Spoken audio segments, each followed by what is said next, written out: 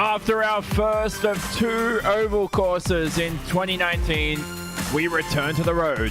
Yet the challenge continues as we welcome you to the Belle Grand Prix circuit, located in Detroit, Michigan, in the United States of America, where the Ford Motor Company themselves first originated, and it hosts the 6th round of the SimLab Pro Cup for 2019.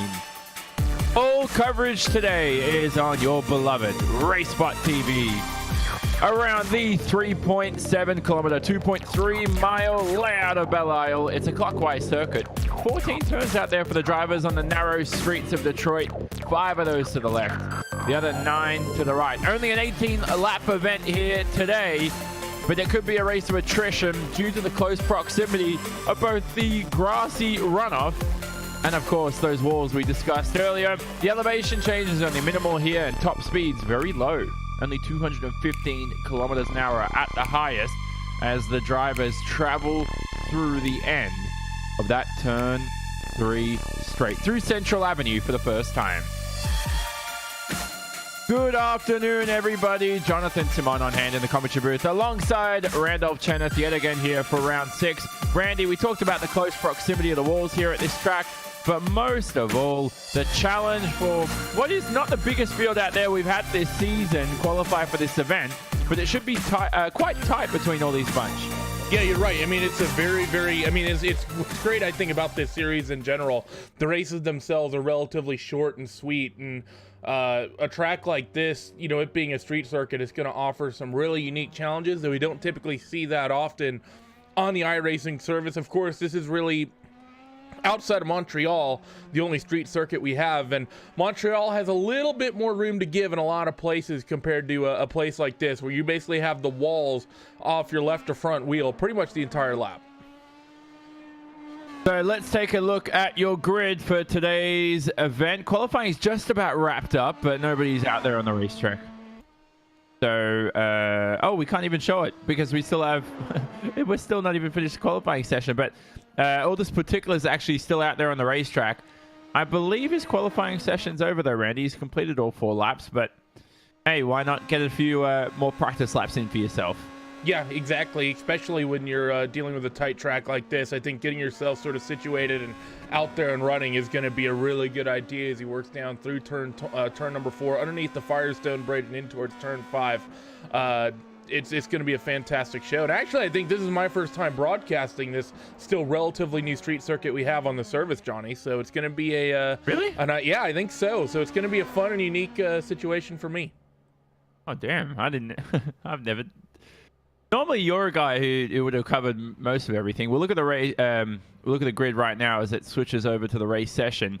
By the way, as we look at Daniel Fletcher on pole, some last-minute cramming, right? 120 practice laps ahead of this event for Daniel Fletcher.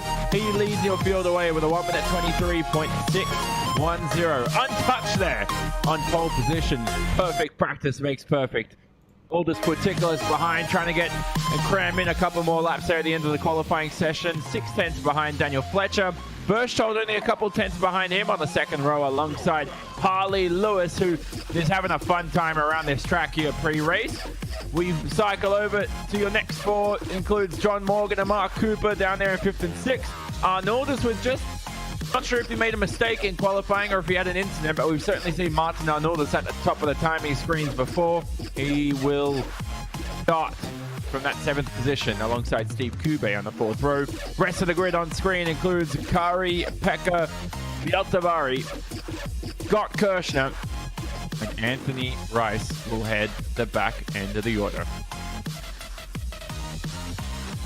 So pace lap will begin shortly, Randy, here for the rolling start we have in this series for the SimLab Pro Cup. The Pro Mazda, it's a car where a lot of people are introduced to it, Randy, once they sort of complete the Skip Barber range of their first open wheeler series. So it's their first introduction to the higher speed type downforce open wheel car, and there's a lot to learn with this type of vehicle. Yeah, you're absolutely right with that. I mean, it's like you said, it's kind of a feeder series style open wheeler, and as these guys roll themselves off, it's a car people get used to early, they get exposed to it early, and it can put on a great show. Of course, Pro Mazda really being popular in the US, it tends to be drivers from this region that tend to drive it. But with that said, we got a handful of cars getting ready to go for 18 laps, and Daniel Fletcher's already on it. We go green for 18 laps at Belle Isle. Oh, Fletcher's made a mockery of the turn 1 and 2 corners. The cold tires really proving their worth here in the early laps right now, but it seems that everyone's really survived through the first couple of corners. Battle here for P2 on the run down Grand Avenue.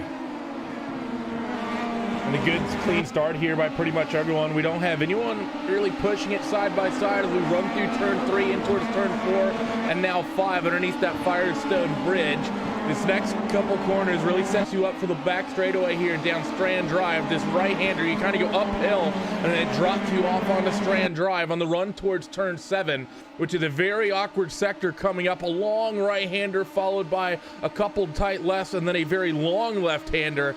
Really some of the unique situations we have to deal with on these street circuits. You see here in towards turn 7, and Daniel Fletcher already has a large breakaway over the rest of the field. A lot of bumps through the apex here through this twisty section, but Fletcher is in close proximity with the walls. Look at the suspension doing all its work here. As he rejoins now Strand Drive one more time. That was Central Avenue earlier in the racetrack, excuse me.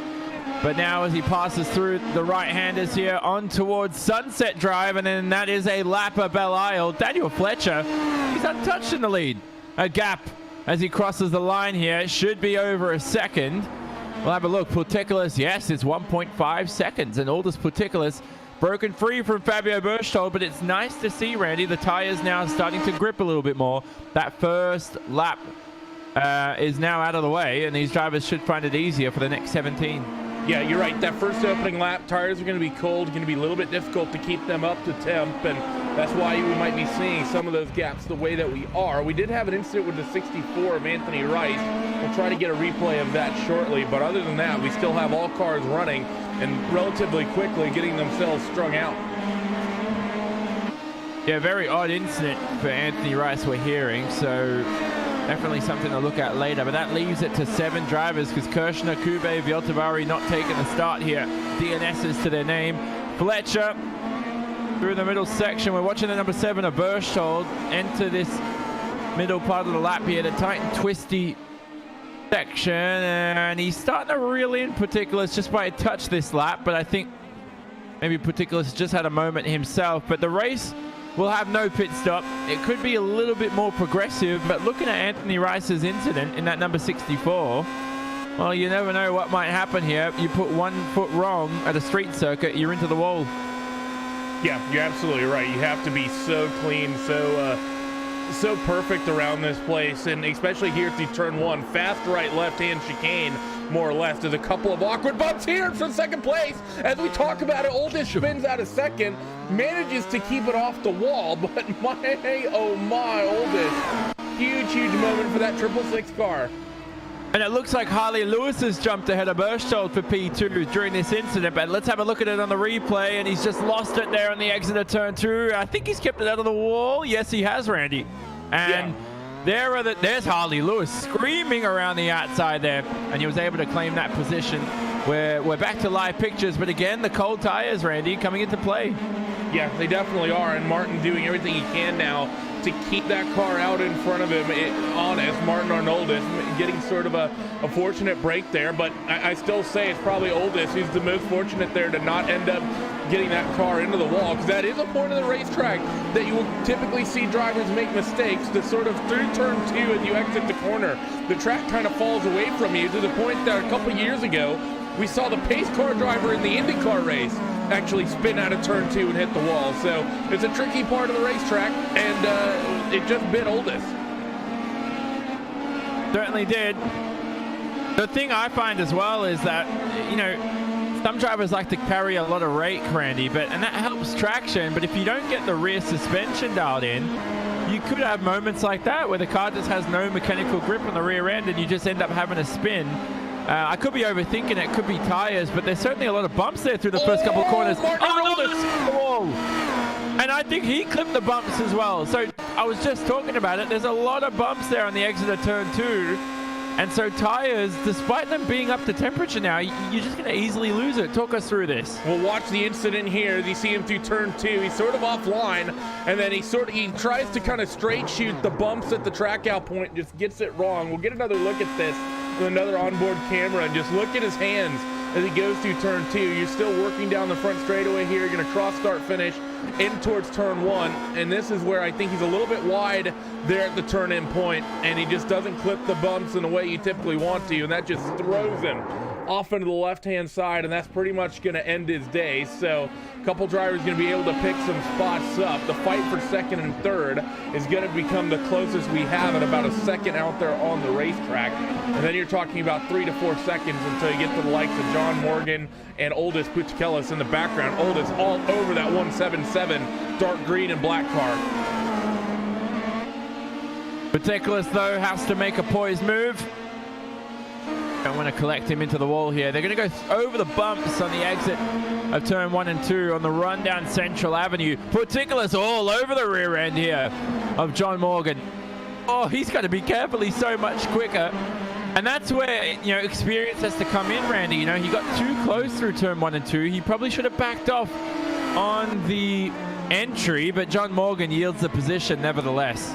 Yeah, and Oldest being in, you know, especially his situation in the championship, and he's really been the dominant driver all year, so I think John likely knew that the jig was probably going to be up, and he wasn't going to be able to hold on to that position for the full 18-lap duration of this race. So a smart move just letting him through there, as now Oldest, he's going to start, you know, really working hard here. The question has to be, can he reel in the likes of Fabio and Harley and potentially fight for a second place finish?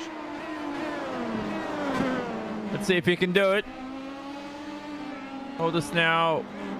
Well, these are the drivers ahead of him, and those are Fabio Berchtold and Harley Lewis. Harley Lewis, remember, claimed that second position after the spin from Puchikelis. Slow down Berchtold. I have to say, Randy, I say slow down Berchtold. It looked like he tried to pedal his way through it as quickly as possible. Well, we've seen him a couple times this season, Johnny. He tends to just sort of break away from the field, and even when we can't do that, he just sort of has luck go his way.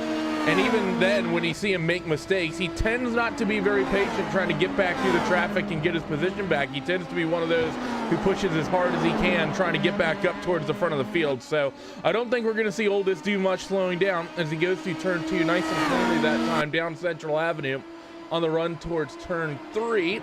And the 7 car of Fabio Berchtold still trying to keep Harley Lewis honest. What's happened to Daniel Fletcher? Oh, no. Fletcher didn't complete the lap.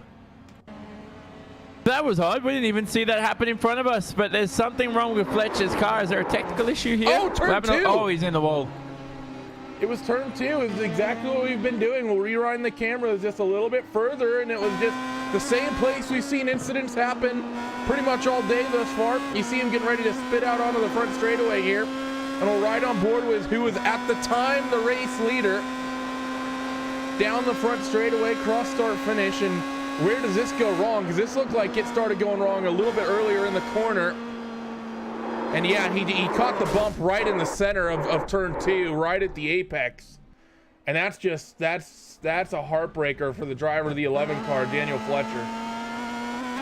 Well, he only completed, out of his 120 practice laps, only completed one race stint, or the one stint that was good enough to complete a race distance. But I'm not sure if he just pulled into the pits early on his other stints or whether he just had incidents. So maybe he was struggling with the bumps there in practice, but certainly a non-incident for the ever-quick Daniel Fletcher. We know how fast he is in open wheelers, but consistent is a different story, and we're less than halfway through this race, and Harley Lewis finds himself in the lead. Yeah, he does. He's been in, you know, given that lead. Now Fabio Berchtold up into second, and Oldest Puchikelis, he has the pace here, Johnny. He was 7/10 quicker than that car running in the second spot last trip around the racetrack. So for Oldest at the moment, he just needs to keep putting in these sorts of laps, and I think he'll end up being okay and catching those cars out ahead of him. So 5 cars remain in this race.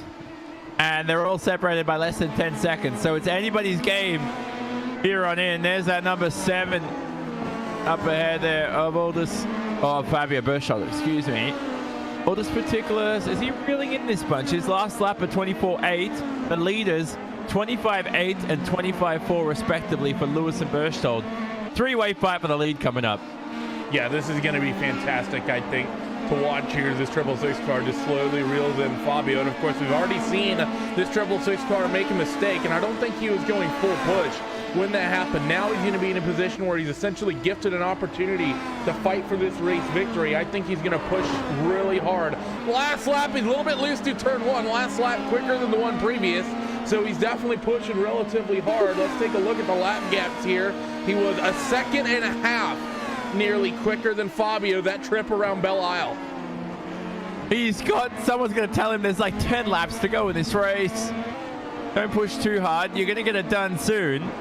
Well, actually, though, let me swallow my words there, Randy. Passing's a whole different story here at this racetrack. Knowing these cars are only going 215 kilometers an hour at their max could be very difficult. This is one of the overtaking spots on Strand Drive, the other on Central Avenue. But apart from that, not many available to the drivers.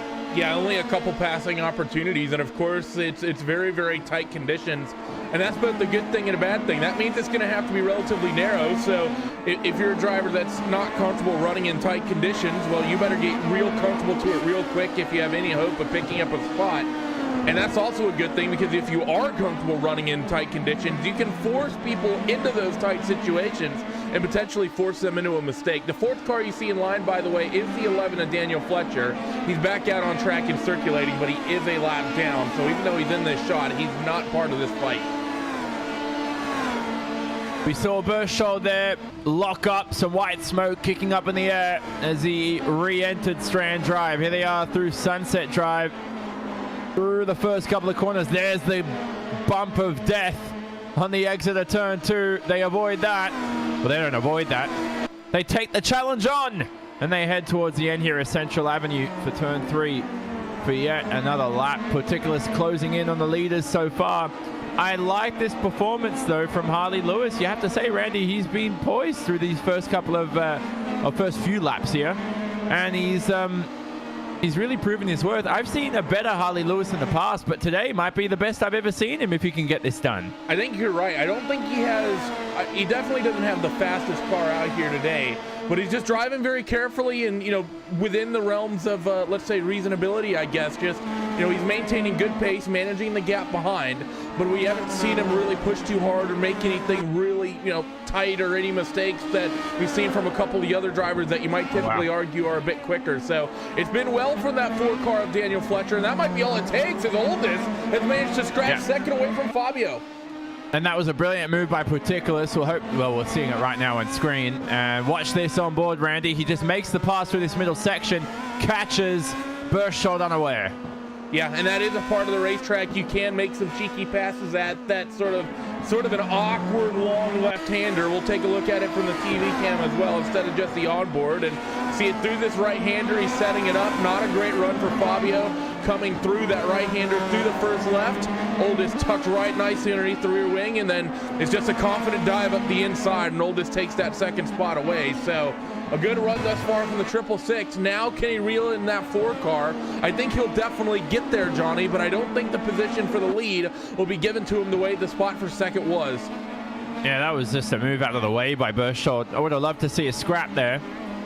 And not sure if Berchtold cares too much about the implications of the championship, but had he fought a little harder with Particulars, could have made life difficult for Particulars to make a pass for the lead, which should be coming up in a couple or a few laps time for sure. It's definitely going to happen before the end of the race, but whether or not, of course, anybody else behind can reel themselves back in the order, it doesn't look like it. I think Berchtold's definitely out of the fight. John Morgan's a bit off the pace, same with Mark Cooper.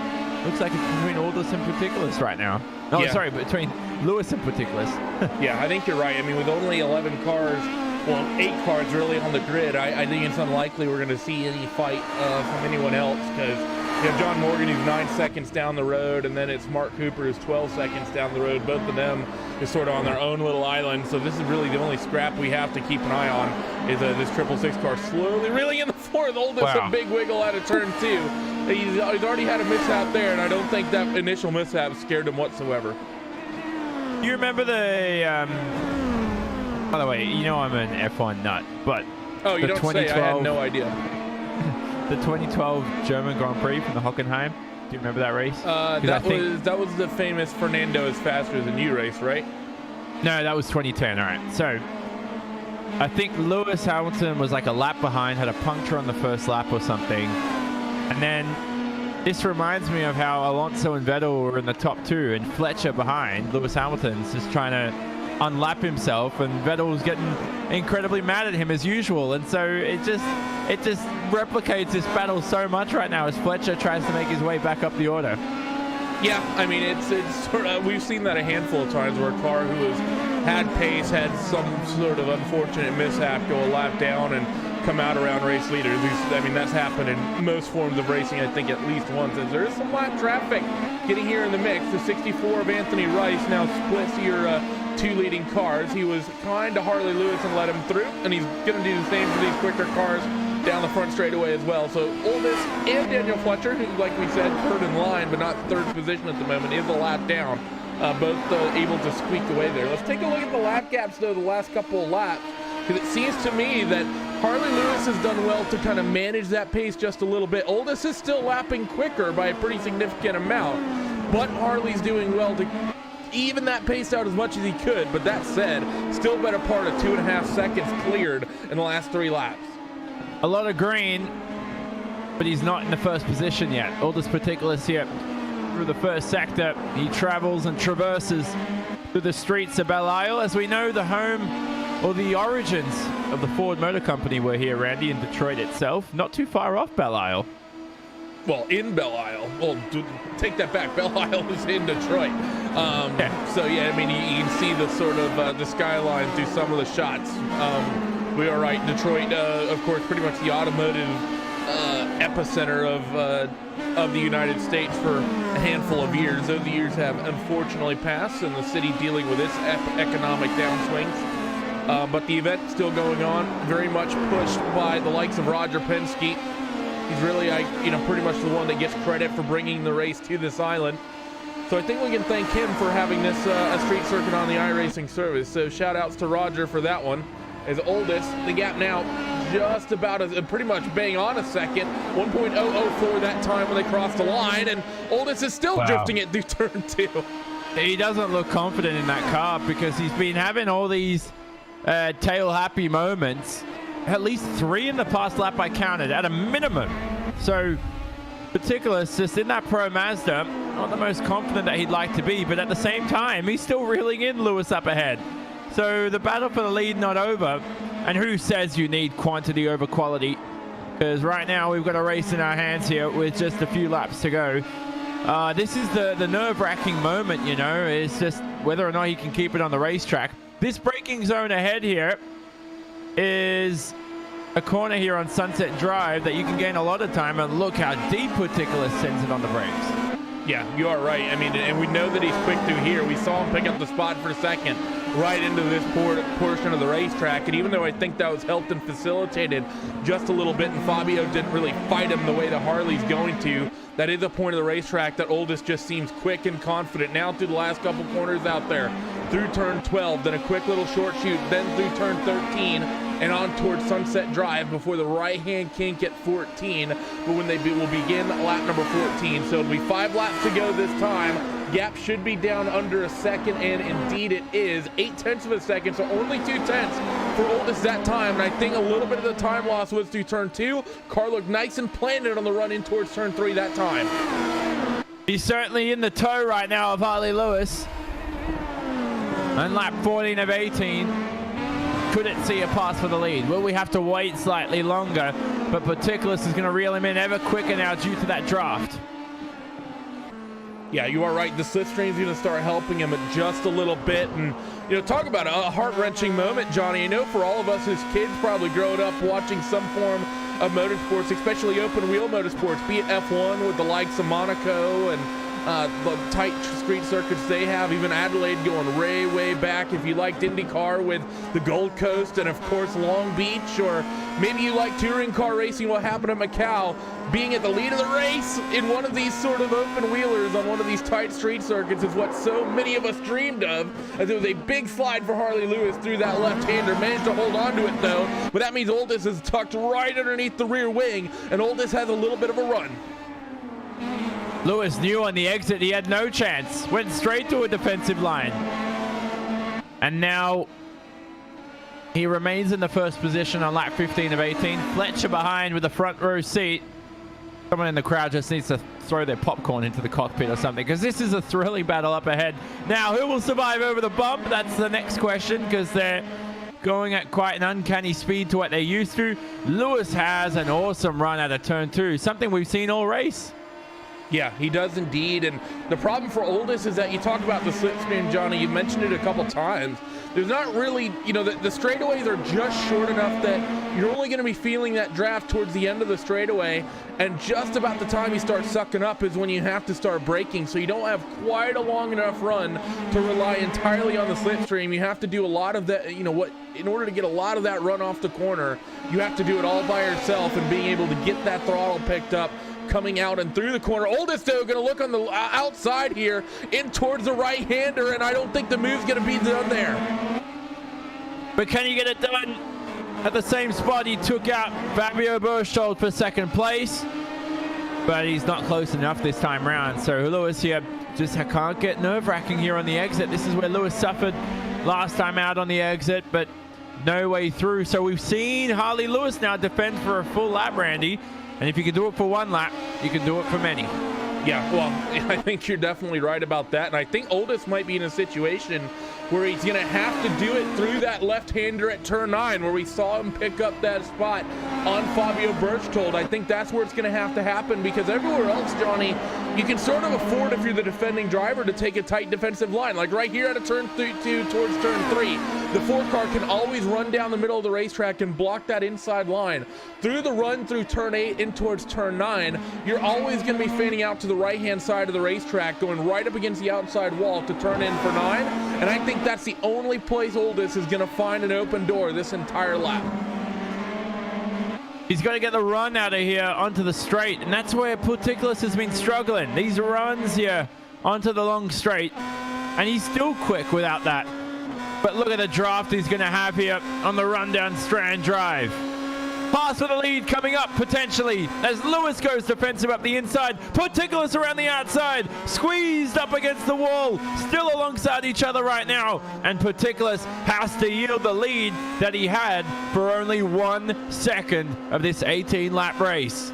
We might be setting ourselves up for a long 3-lap end of race spot replay here, because I don't want to rewind the cameras and take the eyes off this battle, because Oldis is going to suck back up here in just a couple of moments and is going to start hounding that 4-car once again. 2 laps to go as they work down the front straightaway. So the 4 of Harley Lewis, he's defended 2 times. Can he make it 3 and 4 times, especially going into that sector at turn 7, which seems to be Oldis' best opportunity, as Oldis finds the grass to turn 1 and he's a little bit offline. That's going to give Harley a little bit of breathing room. He hasn't nailed turn 1 or 2 at all this race. Putiklis needs to just review this race and have a look at those couple of corners, because that's where he's losing the most time each lap. I feel like Lewis gets the best run out of there, but I think Putiklis just makes it look better than it is. If Putiklis can just nail that run out of turn 2, he'll win this race. But look at the amount of time he's lost there through one mistake.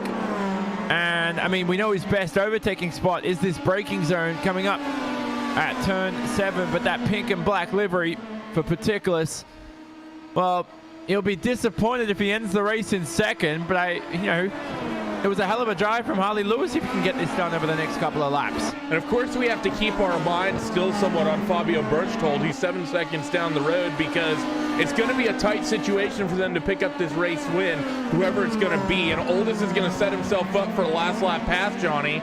And if that last lap pass goes wrong, we may be talking about that 7 car coming away with the win today, as they're going to be seeing the white flag in just a couple moments as they scream down Sunset Drive.